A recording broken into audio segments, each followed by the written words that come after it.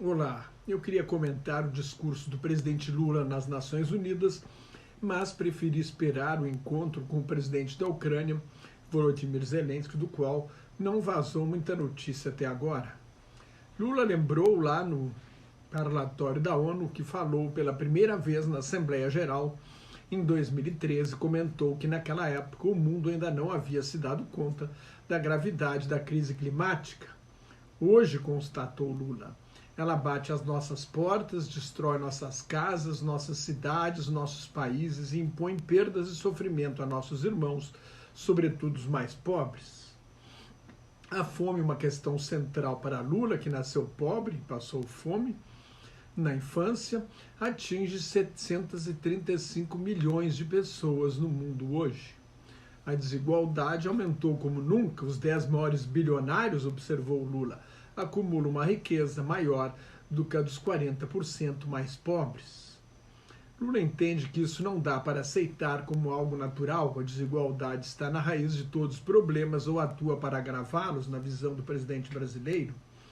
As metas de desenvolvimento sustentável da Agenda 2030, entre elas erradicar a fome e a pobreza, estão muito longe de serem cumpridas. O Brasil está de volta, afirmou Lula, para fazer um contraste com o isolacionismo internacional da política externa do governo Jair Bolsonaro. O Brasil volta para dar sua contribuição ao enfrentamento dos problemas globais, disse o presidente. A política externa retoma o seu universalismo. O Brasil está disposto a conversar com qualquer país, como, aliás, sempre repete o embaixador Celso Amorim, assessor de política internacional do Palácio do Planalto. Lula citou as políticas sociais, Brasil sem fome, Bolsa Família, a determinação de alcançar a igualdade racial, o combate ao feminicídio e a discriminação da comunidade LGBT+. Os 10% mais ricos são responsáveis por quase a metade das emissões de gases carbonos lançados na atmosfera. Lula apresentou o Brasil como um país na vanguarda da transição energética para uma economia de baixo carbono, com 87% da energia elétrica vindo de fontes renováveis. O presidente brasileiro foi aplaudido 7 vezes durante o discurso, numa delas quando falou que o desmatamento da Amazônia foi reduzido em 48%. É isso que o mundo quer do Brasil? Lula cobrou a promessa dos países ricos de dar 100 bilhões de dólares por ano a partir de 2020 para a transição energética, mitigação e adaptação aos efeitos do aquecimento global. Este dinheiro ainda não saiu, será o tema central da Conferência da ONU sobre o Clima, a ser realizada em Dubai no fim do ano. O presidente criticou o Fundo Monetário Internacional por emprestar 160 bilhões de dólares a países europeus e só 34 bilhões a africanos no ano passado.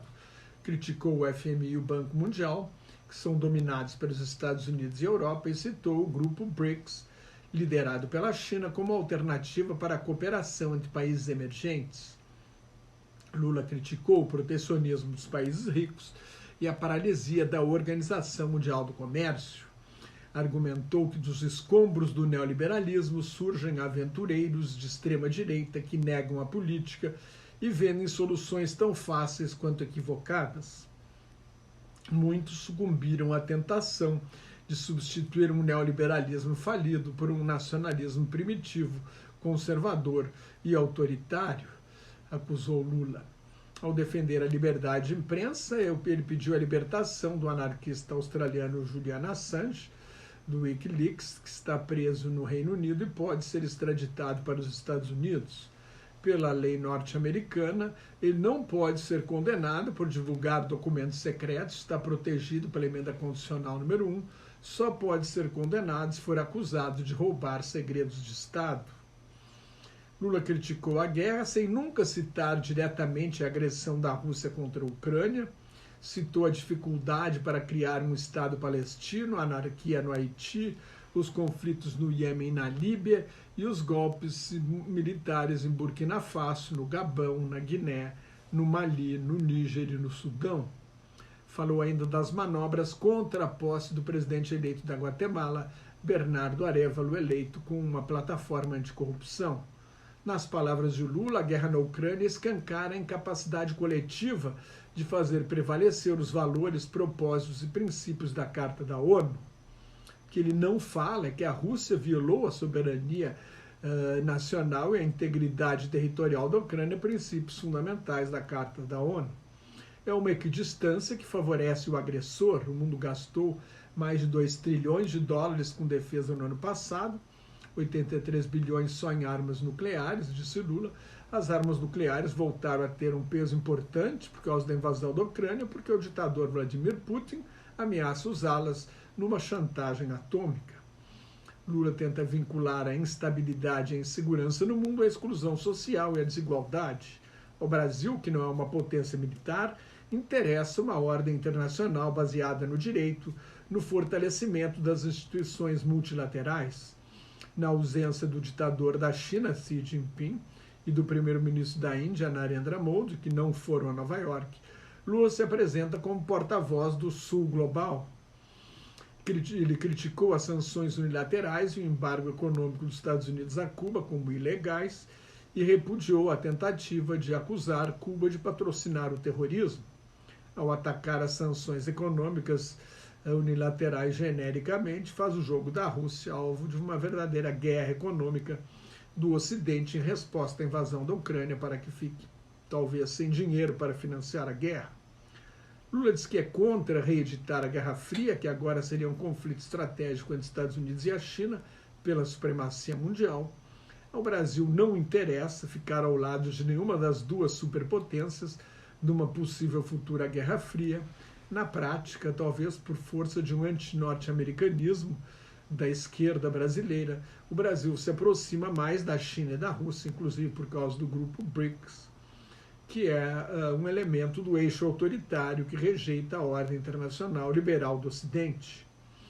Lula não falou nada sobre a violação dos direitos humanos em ditaduras amigas como Cuba, Nicarágua e Venezuela, muito menos dos crimes de guerra da Rússia de Putin.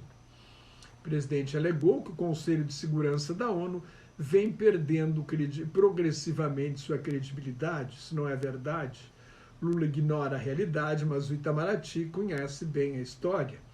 Depois da Primeira Guerra Mundial, foi criada a primeira organização de caráter universal dedicada à paz mundial, a Liga das Nações, onde todos os países eram iguais. O Congresso dos Estados Unidos nunca aprovou a Convenção da Liga das Nações para não submeter o país a leis internacionais, então a Liga nasceu com sem o seu país mais forte. O Brasil saiu em 1925 por birra do governo Arthur Bernardes, que queria uma vaga no Conselho, como se vê uma antiga aspiração do Brasil. Numa organização de iguais, ninguém se mobilizou para impedir o Japão de atacar a Manchúria em 1931 e o resto da China em 1937, a Itália fascista de invadir a Etiópia em 1935 e a Alemanha nazista de anexar a Áustria em 1938 e a Tchecoslováquia em 1939. A Liga das Nações não conseguiu evitar a Segunda Guerra Mundial. Então, quando o presidente norte-americano Franklin Roosevelt, o primeiro-ministro britânico Winston Churchill e o embaixador soviético Joseph Stalin discutiam a ordem mundial do pós-guerra, trouxeram essa ideia do Conselho de Segurança, onde 5 grandes potências têm poder de veto, o que reflete o mundo de 1945, mas é justamente para que estas potências, Estados Unidos, China, França, Rússia e Reino Unido, sejam responsáveis pela paz e a segurança internacional e forneçam as armas e o dinheiro para garantir a paz. Na prática, as grandes potências sempre usaram o poder de veto para impedir qualquer tipo de sanção à sua atuação internacional, especialmente em guerras. Isso fundamentalmente não mudou. Desde 1945, houve 5 guerras aprovadas pelo Conselho de Segurança da ONU. A Guerra da Coreia, em 1950, quando a União Soviética estava boicotando a ONU, porque a China comunista não tinha entrado. A invasão da Tanzânia à Uganda para depor o ditador Idi Amin Dada, em 1978, a guerra para expulsar os iraquianos do Kuwait em 1991, a guerra contra a Al-Qaeda e os Talibã depois dos atentados terroristas de 11 de setembro de 2001 nos Estados Unidos, e a intervenção militar na Líbia em 2011, quando o ditador Muammar Gaddafi ameaçava esmagar os rebeldes da Primavera Árabe. Aliás, a situação na Líbia é catastrófica. A ONU aprovou a intervenção militar, mas nunca mandou uma missão de paz ao país, dividido até hoje numa guerra de milícias que derrubaram e mataram Gaddafi. A desgraça na Líbia foi muito pior do que o terremoto no Marrocos, a enchente na Líbia, porque a Líbia é um estado falido, o Marrocos funciona. O Conselho de Segurança é anacrônico, mas é muito difícil de mudar. As novas ordens mundiais surgem depois de grandes guerras. As potências com poder de veto temem diluir o seu poder ou ver entrar inimigos em potencial ou inimigos históricos. Os Estados Unidos, em princípio, têm a ganhar com a entrada da Alemanha, da Índia e do Japão, mas tem restrições ao Brasil, que muitas vezes vota contra a posição dos Estados Unidos. Esses são os principais candidatos, além da África do Sul, que pleiteia uma vaga para a África. A China é contra a entrada de inimigos históricos como o Japão e a Índia. O regime chinês, seguidamente, faz propaganda contra o Japão, lembrando as atrocidades da Segunda Guerra Mundial, e tem um conflito de fronteiras com a Índia em andamento nas montanhas do Himalaia. Da África, porque a África do Sul e não a Nigéria, que tem uma população e economia maiores hoje? O Brasil se considera o legítimo aspirante a uma vaga permanente da América Latina, mas México e Argentina querem uma vaga rotativa. Finalmente, Lula encontrou o presidente da Ucrânia durante mais de uma hora, o suficiente para ouvir o que Zelensky tem a dizer. Lula quer mediar, e mediar é ouvir o que as duas partes têm a dizer para propor alguma coisa. Lula insiste na abertura de negociações, já culpou igualmente os dois países pela guerra, ignorando a agressão da Rússia. Acusou o Ocidente de fomentar o conflito ao armar a Ucrânia e sugeriu que a Ucrânia cedesse a Crimeia para chegar a um acordo de paz. Tudo isso é totalmente inaceitável para Zelensky, que não aplaudiu nenhuma vez o discurso de Lula na Assembleia Geral. O líder ucraniano exige a retirada das tropas russas, investigação dos crimes de guerra, indenização pelos danos materiais e garantias de segurança a longo prazo. Não é nada que Putin possa aceitar. Voltar à situação anterior à invasão de 22 de fevereiro do ano passado já seria uma derrota para o ditador russo, porque a guerra teria sido absolutamente inútil. E a derrota militar na Rússia costuma derrubar o regime, como aconteceu mais notadamente nas revoluções de 1917, depois da derrota para a Alemanha na Primeira Guerra Mundial. Mais importante foi a visita de Zelensky na quinta-feira ao Congresso dos Estados Unidos. Desde o ano passado, os Estados Unidos deram 77 bilhões e meio de dólares de ajuda militar à Ucrânia. Sem o apoio dos Estados Unidos e da Europa, a Ucrânia não tem condições de continuar a guerra.